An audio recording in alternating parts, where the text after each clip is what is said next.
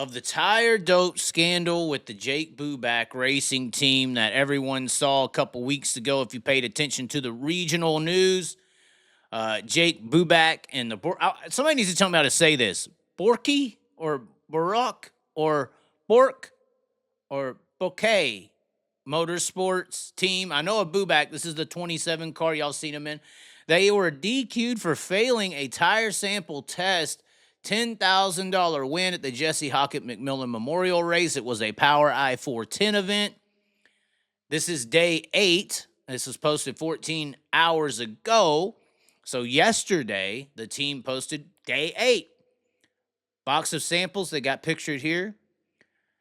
Box of sample vials showed up today. Tire samples from the tire in question will be sent to multiple labs ASAP. So this team requested, apparently at this point, this team requested the samples that failed in these vials.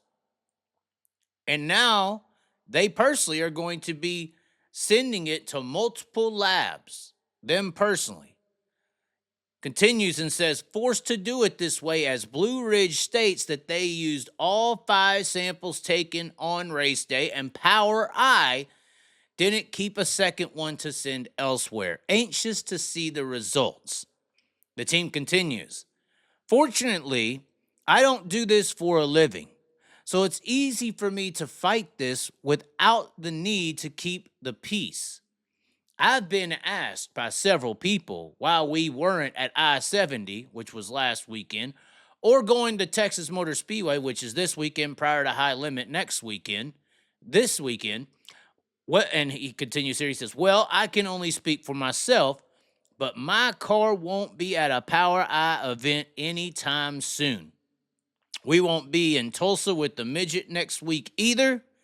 The fact that Power I will accuse someone of cheating at this level without any way to assure 100% that the tests are correct and confirmed by a second lab is mind-blowing to me. Of course, there was a little bit of drama rumbling up on Facebook here this last week around the big Yankee dirt $100,000 to win stock car race. I saw a little bit of that. People were like, is the checks in the mail? Is the checks in the mail? And Barry Braun with XR went and combated them. I ain't going to show all that because Barry Braun went in the comments and said, hey, we're waiting for multiple tire samples to come back because they, at XR apparently, they test or tire test at multiple different locations, not just Blue Ridge. Blue Ridge, I believe, is one of them, but they go to multiple labs and it's a little bit of a drawn-out process. That stock car race was a little while ago, but if you don't want something turned around so quick and fast and you want multiple examples, you may have to hold money for a while. So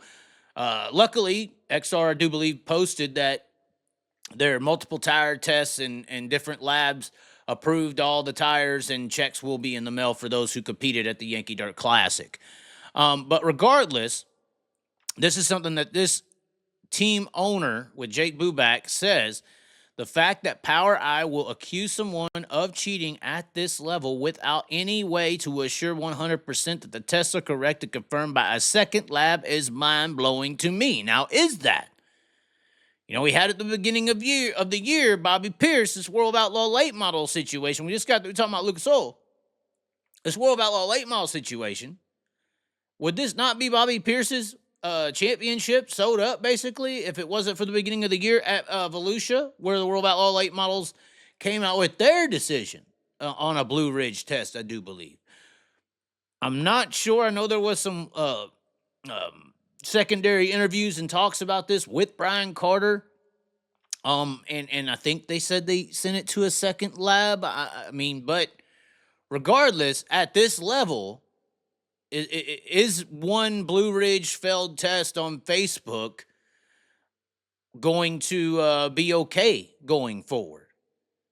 I mean, does there need to be that XR standard, I guess we'll call it, or a better standard?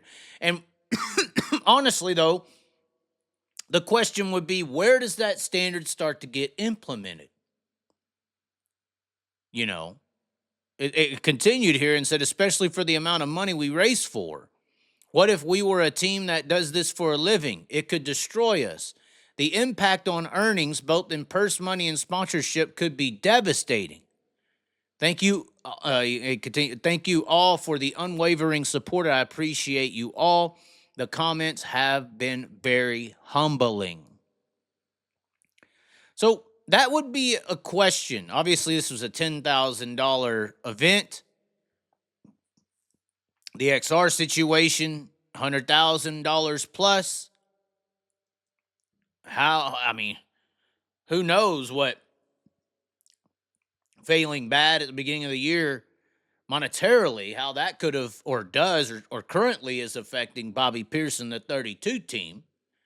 But if multiple tire tests from different places, publicly or even privately, or let's just say the equalization to a disqualification of an event winner or a high level performer is going to be the standard, where does that standard start? Like, is it going to be at the $10,000 mark? Is it $5,000? Is it whenever?